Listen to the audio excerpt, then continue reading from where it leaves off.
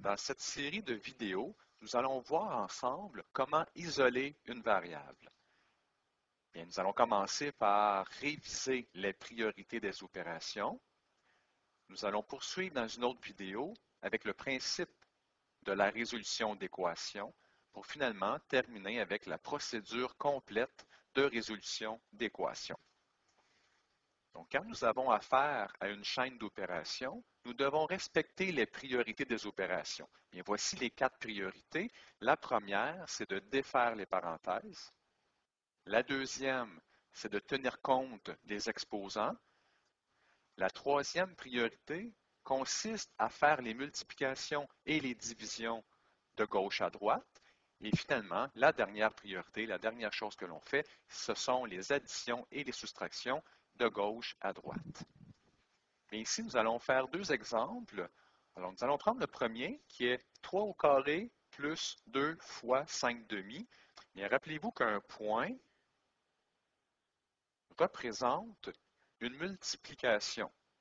Alors, si on résout cette chaîne d'opérations, premièrement, nous devons faire les parenthèses s'il y en a. Comme il n'y en a pas, on va passer à l'étape numéro 2. Donc, on va s'occuper des exposants. Bien, ici, nous avons 3 au carré, mais 3 au carré représente 3 fois 3, qui vaut 9. Donc, je vais réécrire tout le reste. Alors, si on regarde attentivement, nous avons une addition et une multiplication. Alors, si on regarde les priorités, on voit que la multiplication est de priorité 3 et que l'addition est de priorité 4. Alors, je vais faire la priorité 3 avant la priorité 4. Alors, je vais faire la multiplication. Donc, 2 fois 5 demi, donc ça fait 5. Donc, je vais réécrire tout le reste. Et 9 plus 5, ça donne 14.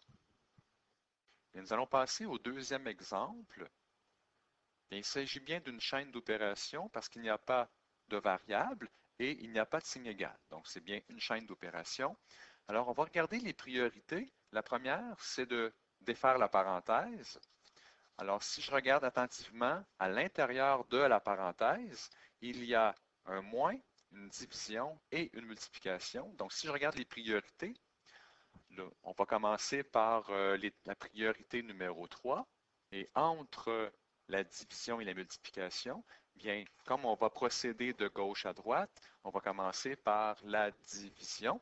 Alors, 6 divisé par 3, ça donne 2. Donc, je réécris tout le reste. Alors, ici, dans ma parenthèse, je n'ai toujours pas terminé. J'ai un moins et une multiplication. On sait que la multiplication passe avant la soustraction. Donc, 2 fois 2, 4. J'ai réécrit tout le reste. Donc, ma parenthèse ici, je peux la terminer. 10 moins 4, ça donne 6.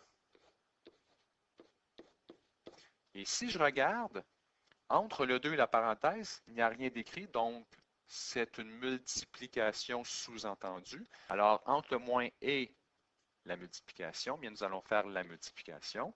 2 fois 6, ça donne 12. Et 14 moins 12, ça donne 2. Bien, vous êtes déjà tous familiers avec ce qu'on vient de voir ensemble. Et je vous ai présenté les priorités des opérations à titre de rappel, car on va en avoir besoin pour isoler une variable.